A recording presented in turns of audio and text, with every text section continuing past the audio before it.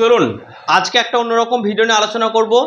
আমি জানি প্রত্যেক পরীক্ষার্থীর মনে হয় শেষ একদিন পরীক্ষার আগে কোন জিনিসগুলো দেখলে ভালো হয়, কোনগুলো দেখে অবশ্যই যেতে হবে। ঠিক আছে, তো আজকে যে ভিডিওটা করছি আপনারা পরীক্ষার জন্য যেগুলো খুব খুব ইম্পর্টেন্ট, যেগুলো আপনাকে একদিন আগে দেখতেই হবে, সেই বিষয়গুলো কিন্তু আমি আজকে আলোচনা করে দেবো। ঠিক আছে, এবং পরীক্ষার হলে কীরকম কোশ্চেন প্যাটার্ন পড়তে পারে সে সম্পর্কেও আমি কিন্তু আলোচনা করে দেবো। চলুন তাহলে কোন বিষয়গুলো আপনাকে অবশ্যই অবশ্যই অবশ্যই দেখতে হবে।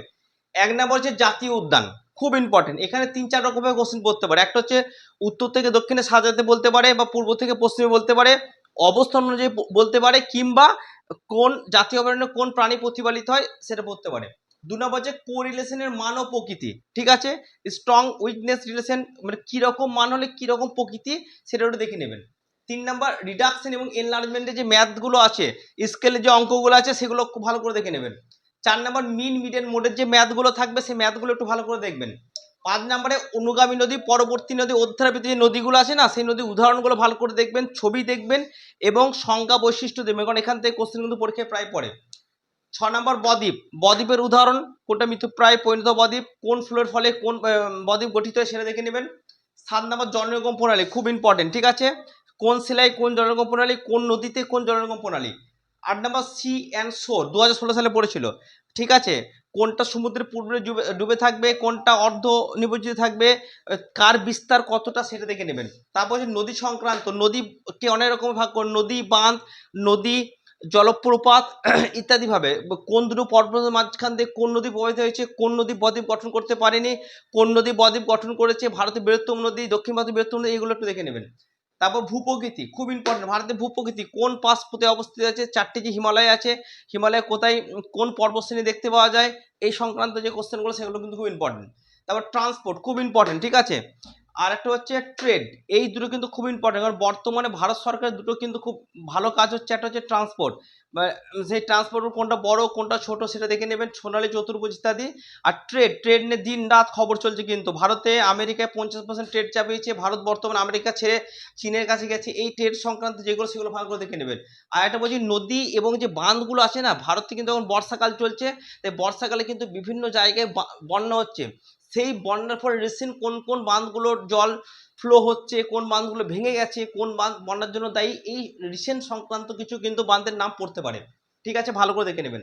তারপর হচ্ছে ফাইবার প্ল্যান, এটা খুব খুব ইম্পর্টেন্ট। কোন পঞ্চবার্ষিকী পরিকল্পনায় শ্বেত বিপ্লব গ্রহণ করা হয়েছিল, সবুজ বিপ্লব গ্রহণ করা হয়েছিল, কোন পঞ্চবার্ষিকী পরিকল্পনায় আপনার কোন কোন শিল্প কারখানা, লোহ শিল্প গড়ে উঠেছিল, সেগুলো খুব ইম্পর্টেন্ট।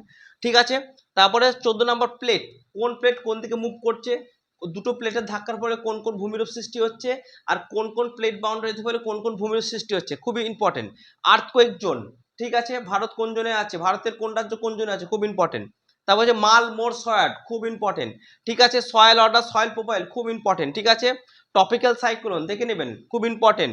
টপিক্যাল এবং টেম্পারেট গ্রাসল্যান্ড নাম খুব ইম্পর্টেন্ট। 23 নাম্বার উদ্ভিদী ভূমি প্রাকৃতি, ব্যাথলিত আকৃতি কেমন, শিলার আকৃতি কিরকম ইত্যাদি। 24 নাম্বার আগ্নেয়গিরি উদাহরণ, কোনটা মৃত আগ্নেয়গিরি, কোনটা জীবন্ত আগ্নেয়গিরি। উপজাতি, কোন কোথায় কি উপজাতি দেখতে পাওয়া যায় সেগুলো দেখে নেবেন। ঠিক আছে, আজকে একটা ভিডিও আপলোড করা হয়েছে উপজাতি সম্পর্কে, দেখে নিন।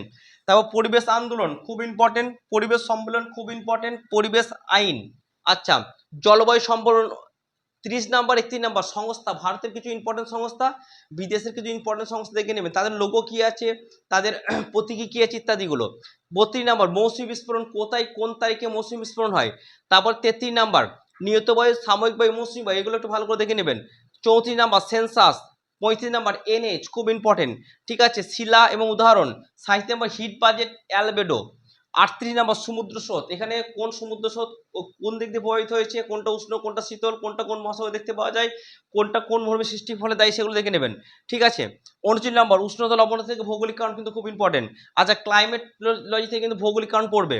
আচ্ছা, তারপর হচ্ছে সাস্টেনেবল ডেভেলপমেন্ট, খুব খুব খুব খুব খুব ইম্পর্টেন্ট। ঠিক আছে, তারপর হচ্ছে সার্ভে যে টার্মগুলো আছে, collimation level, benchmark, spot height ইত্যাদি। 43 নাম্বার বিভিন্ন দিবস, খুব খুব ইম্পর্টেন্ট। ঠিক আছে, 44 নাম্বার ভারতের জিডিপি ইম্পর্টেন্ট। 35 নাম্বার ভারতের শিল্পনীতি ইম্পর্টেন্ট। তারপরে কি 46 নাম্বার ইম্পর্টেন্ট ফর্মুলা, বেশ কিছু ফর্মুলা আছে, ফর্মুলাগুলো কোন ফর্মুলা কোনটা, ওই ফর্মুলা কোন মানটা কোন নির্দেশ করছে সেটা খুব ইম্পর্টেন্ট। ওয়েবারে যে টার্মগুলো আছে এমআই ইন্ডেক্স খুব খুব খুব ইম্পর্টেন্ট, ঠিক আছে। তারপরে ওই ক্রিটিক্যাল আইসোটোপেন আছে, তারপরে এমনি আইসোডিয়াম আছে ইত্যাদিগুলো। তারপর হচ্ছে মাইগ্রেশনের যে থিওরিগুলো আছে, থিওরিগুলো খুব খুব ইম্পর্টেন্ট, ঠিক আছে। কোন থিওরিকে দিয়েছিল? মাস ফাস্টিং খুব ইম্পর্টেন্ট। আচ্ছা, রেজুনিভেশন খুব খুব ইম্পর্টেন্ট। রেজুনিভেশনটা খুব দেখবেন, কোন রেজুনিভেশনে কোন কোন ভূমিরূপ সৃষ্টি হয় সেগুলো দেখে নেবেন। আচ্ছা, নেগেটিভ ঋণাত্মক সমুদ্রতলের উত্থানের ফলে কিন্তু রেজুনিভেশন হয়, এটা লক্ষ্য করবেন।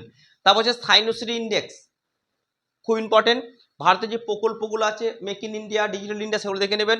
তারপর যে ক্ষুদ্র মাঝারি ম্যাপ, কোন স্কেলের ম্যাপ, সেগুলো দেখে নেবেন। তারপর টোপোসিট থেকে খুব ইম্পর্টেন্ট, টোপোসিটে যেটা পড়বে সেটা হচ্ছে million sheet, degree sheet, half degree sheet ইত্যাদিগুলো খুব ইম্পর্টেন্ট, ঠিক আছে। তারপর হচ্ছে লৌহ ইস্পাত শিল্প, কোন লৌহ ইস্পাত শিল্প কোন নদীর ধারে, কোনটা কোন রাজ্যে, কোনটা কোথা থেকে চুনাপাথর আনে, কোনটা কোথা থেকে লৌহ ইস্পাত লোহা আনে ইত্যাদিগুলো। তারপর ইভিএস, এনভায়রনমেন্ট জিওগ্রাফি থেকে টার্মোলজি যেগুলো খুব ইম্পর্টেন্ট, যেমন ইকোলজিক্যাল নিচ, ক্লাইমেট, কমিউনিটি ইত্যাদিগুলো। তারপর জনবিবর্তন মডেল খুব ইম্পর্টেন্ট। তারপর জনসংখ্যা পিরামিড খুব ইম্পর্টেন্ট। তারপর হচ্ছে র্যাম ভ্যালি, রিফট ভ্যালি ইত্যাদিগুলো। তাহলে এই যেগুলো আমি বললাম এগুলো কিন্তু একটু ভালো করে মাথায় আপনারা রাখবেন, কারণ এগুলো পরীক্ষার জন্য খুব খুব ইম্পর্টেন্ট। শেষ দিন অবশ্যই এই জিনিসগুলো কিন্তু একটু আপনারা দেখে যাবেন। এবার চলুন আমরা থেকে আলোচনা করবো, বলে দিই পরীক্ষায় কি কি প্যাটার্নের কোশ্চেন পড়তে পারে, সেই প্যাটার্নগুলো আমরা একটু ফলো করবেন, ঠিক আছে।